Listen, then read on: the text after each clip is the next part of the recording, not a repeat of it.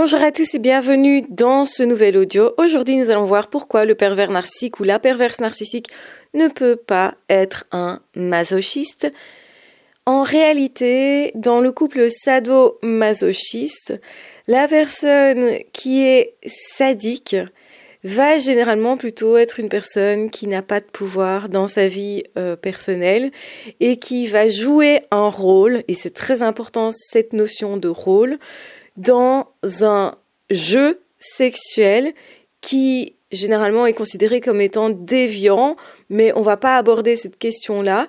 Donc c'est-à-dire que dans la sexualité sado-masochiste, il y a une convention, un accord qui est passé entre les deux partenaires, et donc ce sont des jeux de rôle où la personne qui est sadique prend plaisir à humilier l'autre, à être son maître, et le masochiste prend plaisir à être dominé, à être maltraité, mais en même temps c'est un rôle, c'est un jeu, je rappelle ça, et prend donc plaisir à une souffrance physique. Donc autrement dit, c'est un accord entre deux personnes. Comme il y a un accord, il y a aussi généralement un mot qui a été choisi pour arrêter le jeu quand ça va trop loin. Donc ça veut dire qu'il y a un respect et une possibilité de dire stop, de dire non. Donc autrement dit, on voit combien les personnes qui s'adonnent sexuellement à ces jeux sadomasochistes ne sont précisément pas des pervers narcissiques. Parce qu'un pervers narcissique, c'est quelqu'un qui aime être dominant, qui ne veut pas être dominé, qui a peur d'être dominé par l'autre, d'être manipulé par l'autre, d'être soumis à l'autre, et qui n'est pas du tout dans un jeu où l'autre peut arrêter. Donc, c'est-à-dire qu'on l'empêche de dire non. Et quand vous dites non à un pervers narcissique ou une perverse narcissique, il ne respecte pas ce non-là. Donc, autrement dit, les pervers narcissiques également ne veulent pas humilier une personne qui prendrait plaisir à la souffrance, qui prendrait plaisir à la soumission, qui prendrait plaisir à l'humiliation. Donc, ce que veut un pervers narcissique, c'est une personne qui n'est pas consentante. C'est avoir le pouvoir sur quelqu'un qui n'est pas d'accord, qui n'est pas complice. C'est très important de comprendre que la victime n'est jamais complice du pervers narcissique, des traumatismes subis, de la souffrance et de la violence infligée. La victime, elle s'y soumet parce qu'elle a peur, elle s'y soumet parce qu'elle espère quelque chose d'autre, elle s'y soumet parce que son moteur, c'est aussi de rejouer une scène de l'enfance dont elle n'a pas conscience. Donc elle rejoue quelque chose qu'elle n'a pas dépassé, qu'elle espère dépasser et qu'elle a connu enfant. Et c'est pourquoi elle va rester face à une personne violente, face à justement un comportement qui est normalement inacceptable pour la plupart des êtres humains.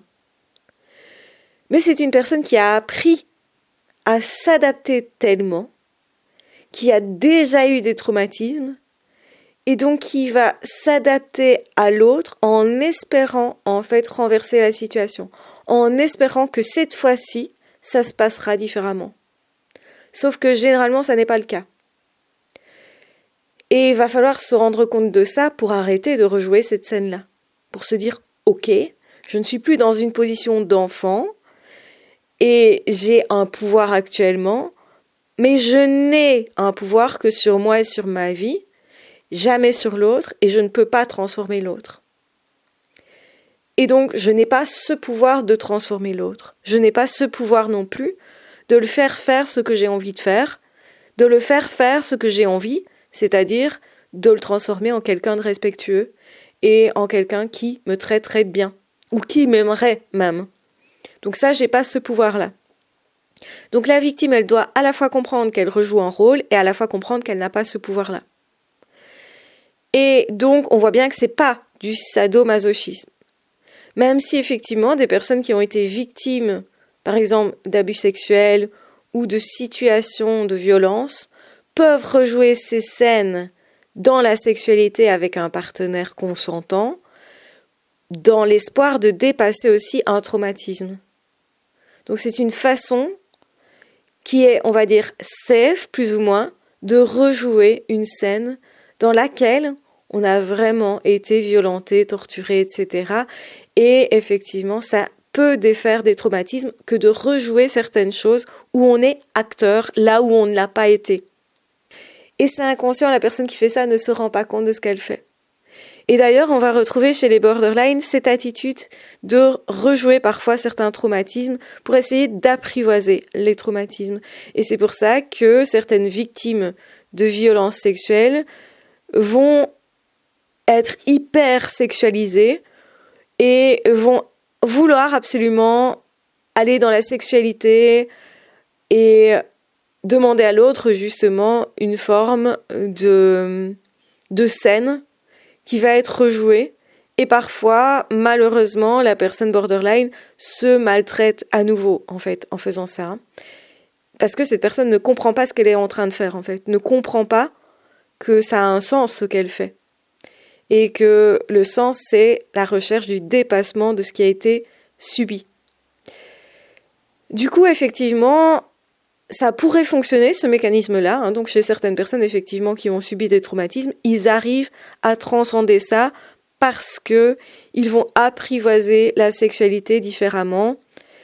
Et effectivement, ils vont se trouver être acteurs vraiment, puisqu'on peut arrêter le jeu, puisqu'on est vraiment deux personnes consentantes. Et généralement, il y a toujours une étape avant ça où la personne masochiste recherche son sadique, le dominant recherche le dominé, etc. Et là, il y a vraiment une complétude. Donc les deux trouvent satisfaction. Ce qu'on n'a pas quand on a une victime face à un pervers narcissique et un pervers narcissique face à sa victime. Le pervers narcissique trouve soulagement, mais pas satisfaction. Donc il ne dépasse pas ses traumatismes d'enfance. Donc il rejoue constamment la même scène, justement parce qu'il n'arrive pas à dépasser quelque chose. Donc il va vouloir absolument être le tout-puissant et finalement, on rentre dans quelque chose qui n'est plus la réalité. Que les sadomasochistes savent que ce n'est pas la réalité quand ils jouent leur jeu. Ils font la distinction claire entre la réalité, la vie de tous les jours, et cette vie, certes décalée, sexuelle, et avec ce partenaire-là. Et ça semble plutôt être des parenthèses dans leur vie, qui sont nécessaires, qui sont importantes à leurs yeux, c'est ça que je veux dire. Mais ils savent faire la distinction entre ça c'est le jeu et ça c'est la réalité. Donc on est bien dans quelque chose qui n'est pas de la perversion narcissique dans tous les cas. Le pervers narcissique, il impose, il soumet, il veut faire mal, il veut dégrader, humilier de façon à ce que l'autre souffre et ne prenne pas du tout de plaisir et ne soit pas du tout acteur. C'est imposer sa volonté à l'autre qu'il s'agit de faire. Donc la victime est bien victime et même elle ne se rend pas compte au départ de ce dans quoi elle est. Il faut du temps pour s'en rendre compte. D'où la difficulté de se dégager de l'emprise. On parle bien d'emprise parce que c'est pas consenti. Donc il n'y a absolument pas de consentement et absolument pas de respect dans le rapport entre la victime et le pervers narcissique. Certains vont dire, certains semblent être masochistes. Alors attention, justement, quand vous avez quelqu'un qui ressemble un peu au pervers narcissique, mais qui semble pouvoir dire « je suis trop nul » ou pouvoir dire « fais-moi mal » même à certains moments sexuellement, cette personne n'est pas un pervers narcissique, c'est autre chose. Donc probablement une personne qui effectivement a tendance à se maltraiter. Donc il y a une toxicité possible de la personne par rapport à elle-même et une recherche peut-être malsaine derrière ça, mais ce n'est pas le profil du pervers narcissique. C'est généralement peut-être un autre manipulateur ou une autre manipulatrice, peut-être aussi un autre trouble de la personnalité. Donc on est vraiment dans autre chose ici, très très très clairement. Donc ne confondons pas, c'est très important. Et donc, effectivement, soyons lucides là-dessus. Je vous embrasse bien fort, je vous aime très fort, prenez bien soin de vous et on se retrouvera très vite dans d'autres audios ou dans d'autres vidéos. Ah, ciao, bye bye!